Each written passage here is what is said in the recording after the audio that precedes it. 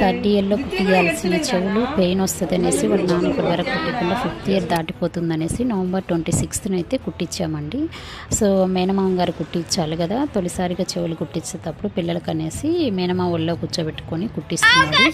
First ఒక చెవు అయితే మా అన్నయ్యే ఒళ్ళో కూర్చోబెట్టుకొని కుట్టించాడు. రెండో చెవు కుట్టించేటప్పుడు ఏడుస్తుంటే డాడీ రమ్మంటే వాళ్ళ నాన్న కూర్చోబెట్టుకున్నాడు, మళ్ళీ నేను కూర్చోబెట్టుకున్నాను. ఫస్ట్ చెవు అయితే బాగానే కుట్టించుకుంటాను, సెకండ్ చెవు కుట్టించుకున్నాను. Literally half an hour time తీసుకున్నాను.